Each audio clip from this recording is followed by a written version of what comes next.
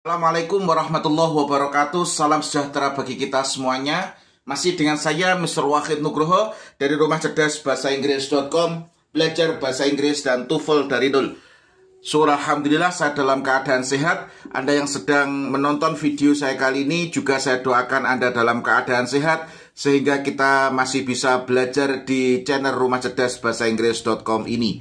Sebelum saya membahas latihan yang sudah saya siapkan di latihan TOEFL nomor 14 tentang written expression, saya ucapkan terima kasih bagi teman-teman yang sudah membeli buku konsep belajar TOEFL dari nol. Dan alhamdulillah ini sudah cetak yang kelima dan sekarang masih proses di percetakan.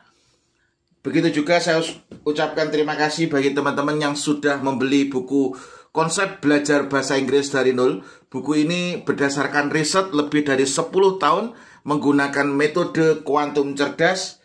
Begitu juga teman-teman yang sudah membeli buku konsep belajar listening TOEFL dari nol, full tips and tricks, latihan dan pembahasan yang dilengkapi dengan vocabulary.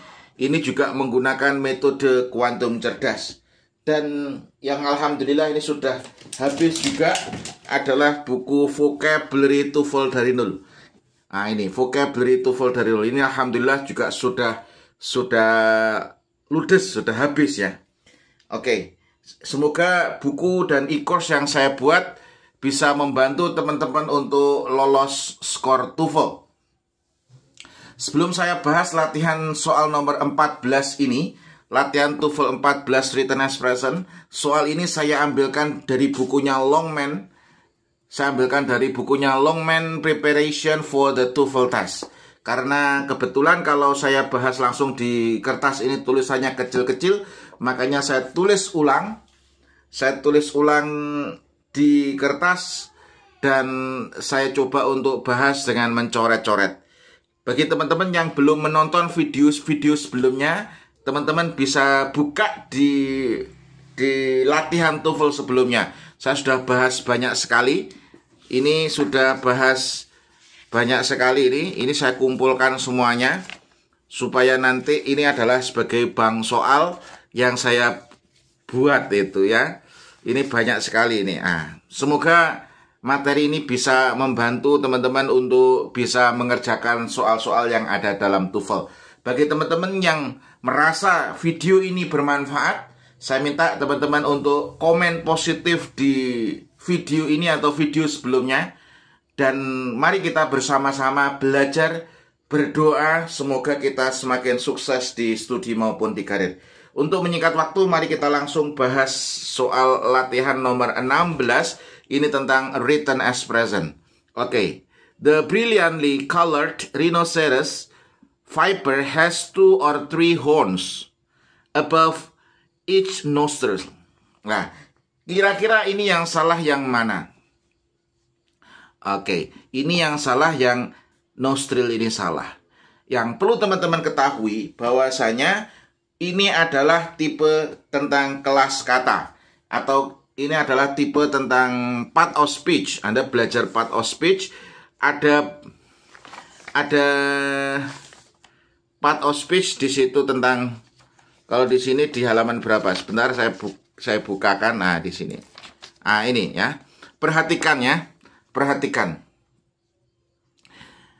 Penggunaan one, each, every diikuti dengan kata benda tunggal. Ingat, one, each, every diikuti dengan kata benda tunggal. Contoh, one apple, each student, every employee. Nggak boleh each students, salah.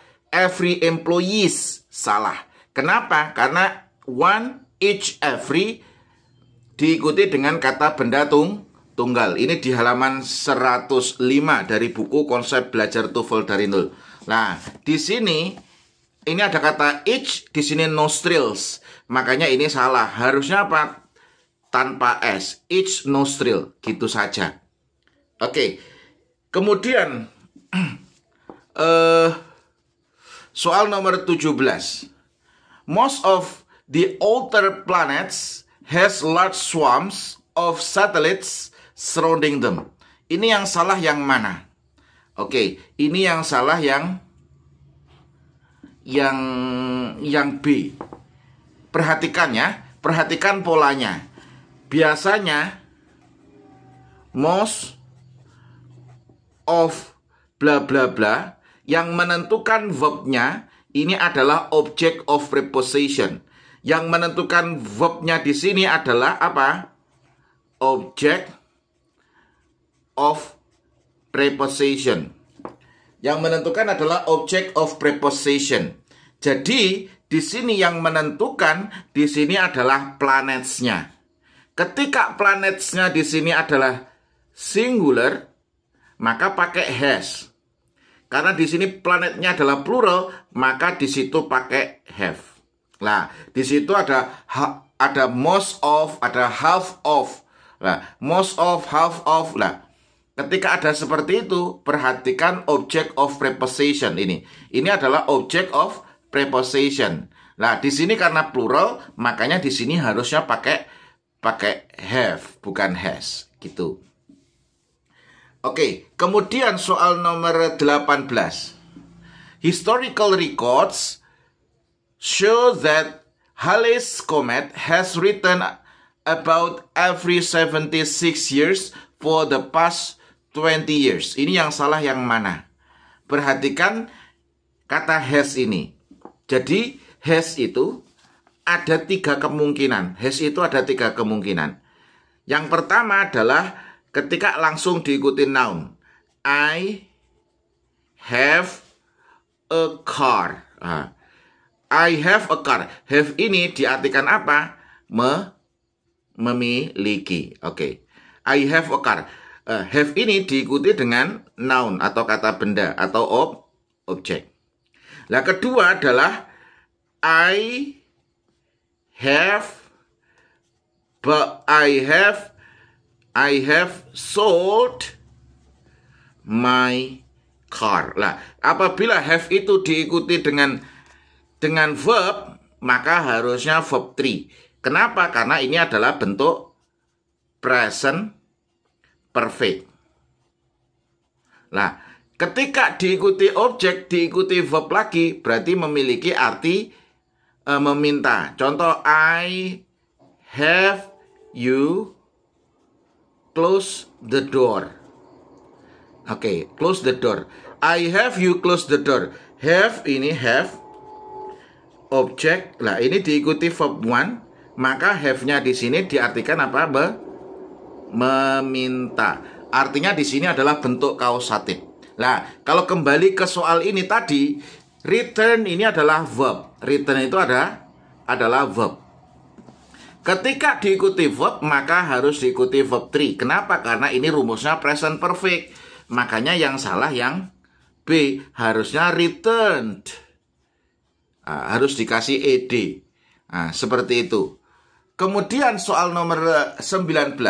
Robert Heinlein was instrumental in popularizing science fiction with a series of stories that is first published in the Saturday Evening Post. Ini yang salah yang mana? Oke. Perhatikan, series ini bisa singular, bisa plural. Ingat, singular sama plural memiliki arti yang sama. Nah, Anda bisa, kalau di buku, Anda bisa lihat di situ kata series itu bisa singular, bisa plural. Mana? Nah ini, di noun. Nah ini. Kata benda yang memiliki singular dan plural yang sama. Jadi kata benda yang memiliki singular, plural yang sama. Ada deer. Ini 1 rusa, 1 deer. 5 rusa, ya 5 deer, nggak boleh dikasih S. Fish, 1 ikan fish. 5 ikan juga fish. Means, 1 alat, 1 means. Banyak alat, yo tetap means. Offspring, shrimp, series lah. Species, ship. Nah, di sini ada kata series. Jadi singular itu adalah series. plural itu juga series. Makanya di sini tidak masalah ini, nggak masalah. Loh, kalau kamu nggak teliti, kamu mesti langsung menyalahkan yang nomor 19 di sini. Loh, ini kan sir, maka kok diikuti dengan plural. Ini enggak. Series di sini bisa plural, bisa singular. Nah, ini in popularizing ini juga benar. Kenapa? Karena ini adalah ini adalah gerund. Gerund apa? After free preposition. Nah, ini gerund after free preposition. Yang salah yang mana, sir? Oke, yang salah yang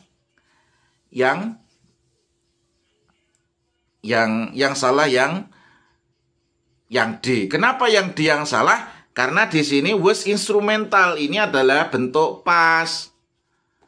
Bentuk simple past ya toh. Ini bentuk simple past.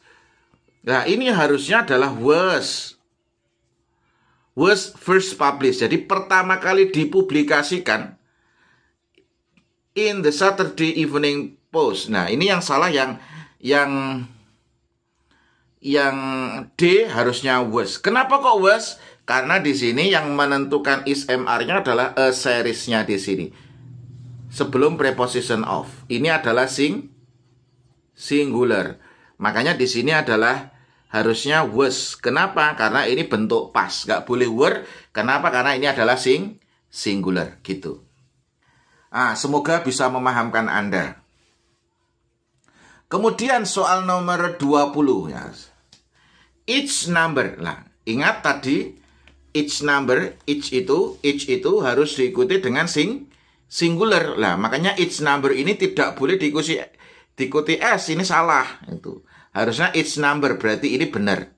Each number. Lah, number di sini ini jadi setiap ini berarti jadi noun-nya. On the Richter scale, on the Richter scale ini ada preposition. Ingat, ini ada preposition diikuti noun.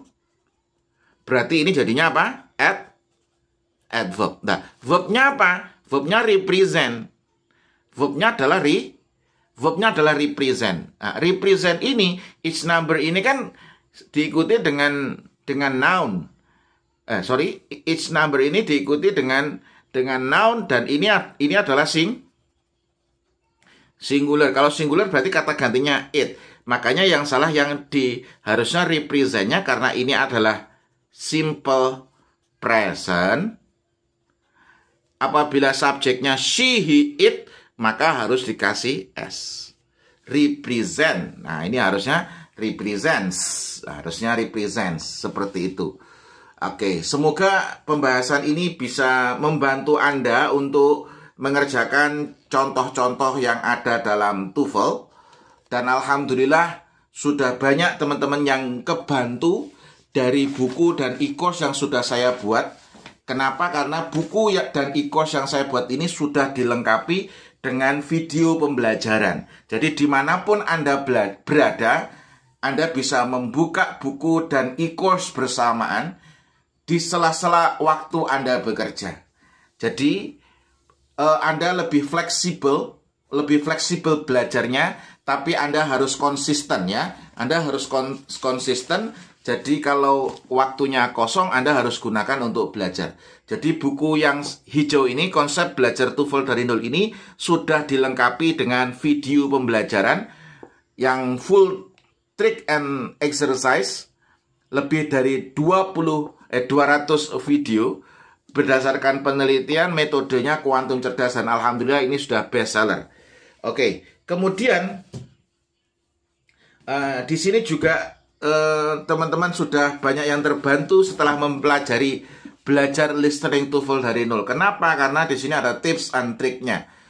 Kebanyakan teman-teman terlalu pede untuk tes. Kenapa terlalu pede? Karena mungkin bahasa Inggrisnya sudah bagus. Tapi perlu teman-teman ketahui bahwasanya di TOEFL itu ada strateginya, ada tipsnya. ada strateginya. Lah, di situ strateginya sudah saya bahas tuntas di buku ini. Ini alhamdulillah juga mau cetak ulang karena tinggal beberapa saja, kurang lebih masih 15 buku.